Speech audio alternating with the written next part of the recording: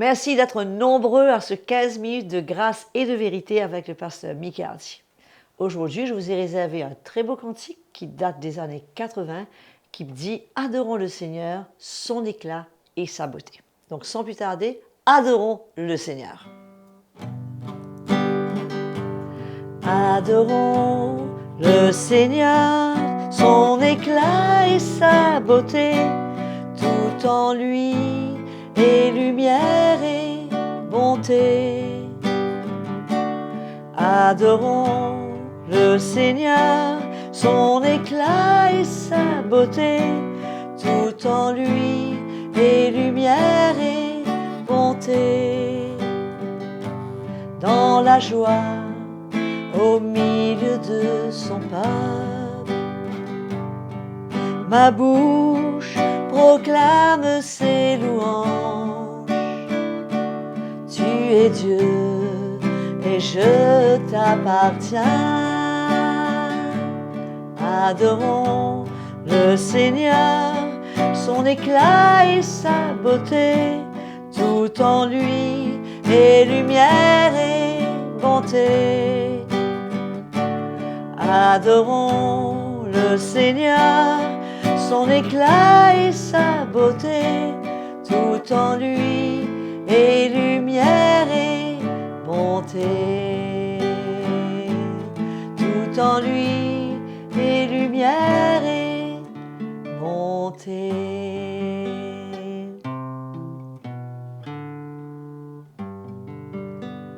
Alléluia. Je suis sûre que vous avez été bénis et que vous aurez l'occasion de reprendre ce cantique dans votre assemblée.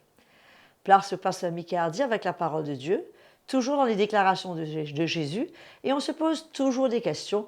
Est-ce que le fait qu'on est chrétien aujourd'hui, mes frères et sœurs, nous garantit que nous avons un cœur pur et que ce qui est dans notre cœur plaît au Seigneur? Ou y a-t-il parmi nous des pharisiens, des gens qui prétendent être bien, mais qui au fait ne le sont pas? Donc sans plus tarder, écoutons ce que le pasteur Mickey a à nous dire sur ce sujet. Bonjour à tous, très chers fidèles spectateurs. Nous sommes heureux de partager l'Évangile avec vous et nous remercions bien sûr la sœur Audrey pour ce chant qui nous encourage à louer le Seigneur un petit peu tous les jours. Merci Audrey. Et donc, nous sommes dans notre programme 15 minutes de grâce et de vérité. Et nous continuons aujourd'hui encore à parler sur les déclarations de Jésus, qui sont importantes, car aujourd'hui, l'Église, dans son ensemble, a une tendance de ne pas prendre au sérieux les paroles de Jésus, mais de tirer ses propres conclusions sur le mode de vie chrétien. Donc, il faut faire attention aujourd'hui et nous soumettre à la parole de Dieu telle que Jésus a annoncée. L'évangile de Matthieu au chapitre 23, nous allons lire deux versets, le verset 25 et le verset 28. Jésus ici parle aux scribes et aux pharisiens. Et je crois que c'est bon pour nous, quand Jésus parle, de voir dans ces paroles qu'est-ce qui nous concerne. Est-ce que ces paroles parlent à notre cœur ou est-ce que ces paroles sont pour d'autres personnes? Moi, je pense que la parole de Dieu est pour nous tous et nous avons tous à apprendre, à grandir, à devenir des hommes faits. Et quand la parole de Dieu vient à nous, elle nous éclaire. Donc, dans l'évangile de Matthieu, chapitre 23, verset 25, nous lisons « Malheur à vous, scribes et pharisiens, hypocrites, parce que vous nettoyez le dehors de la coupe et du plat, et qu'au-dedans, ils sont pleins de rapines et d'intempérance. » Le verset 28. « Vous de même, au dehors, vous paraissez justes aux hommes, mais au-dedans, vous êtes pleins d'hypocrisie et d'iniquité. » Oh, quelle parole dure du Seigneur, mais tellement vraie pour ces scribes et ces pharisiens qui voulaient se faire voir toujours, voulaient avoir une apparence vraiment juste, vraiment sainte, Et comme quoi aujourd'hui, il y a aussi beaucoup de gens de chrétiens bien sûr, qui marchent avec un cœur qui n'est pas droit, mais faisant croire aux autres, dans leurs actions, dans leurs paroles, dans leurs gestes, qu'ils sont bien, que leur cœur est pur, qu'ils marchent avec le Seigneur, qu'ils n'ont rien à se reprocher.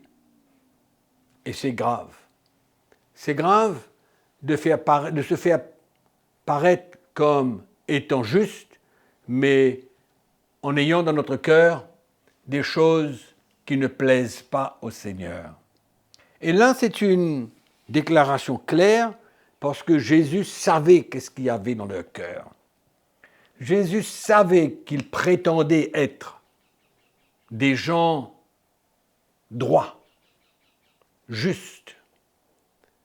Et nous savons, à l'époque de Jésus, des scribes et des pharisiens, comment ces scribes et ces pharisiens vivaient. Et Jésus vient les confronter clairement, d'une manière simple et droite, sans compromis, mais Jésus voulait leur montrer l'état de leur cœur. Qu'est-ce qu'ils transportaient dans leur cœur? Jésus dit qu'ils étaient des hypocrites. Un hypocrite, quelqu'un qui n'est pas ce qu'il est, qui prétend être quelqu'un mais qui est une autre personne. Et c'est pourquoi nous ne pouvons pas nous cacher derrière notre habillement, derrière nos actions, parce que toutes ces choses peuvent paraître droites, mais c'est le contenu de notre cœur qui est important pour Jésus. Ce qu'il y a dans notre cœur, ce que notre cœur transporte, ce que nos pensées transportent. Souvent, on peut dire des bonnes choses, on peut parler d'une manière positive, en étant hypocrite, puis on parle d'une manière, mais on pense d'une autre manière. On dit des bonnes choses, mais à l'intérieur, il y a de mauvaises choses. C'est ça qui était l'état des scribes et des pharisiens. Et le peuple juif vivait sous l'autorité de ces hommes, qui étaient hypocrites, la Bible nous dit. Vous êtes pleins d'hypocrisie et d'iniquité. Donc Jésus connaissait leur vie.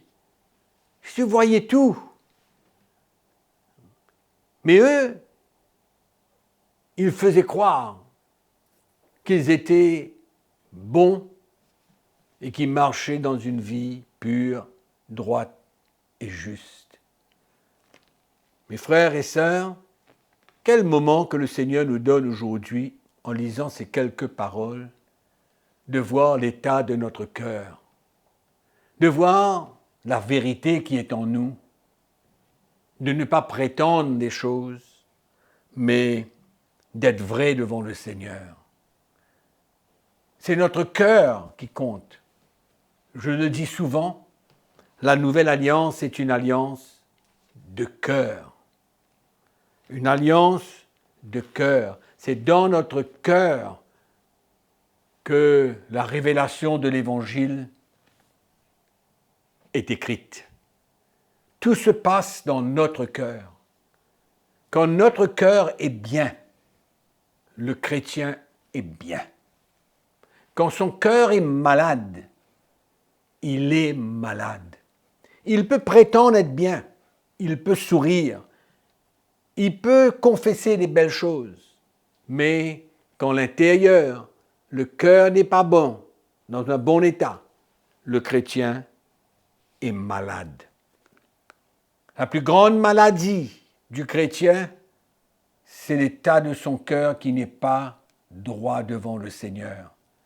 C'est ça, sa vraie maladie aujourd'hui. Même après avoir été converti, né de nouveau, il peut toujours être malade.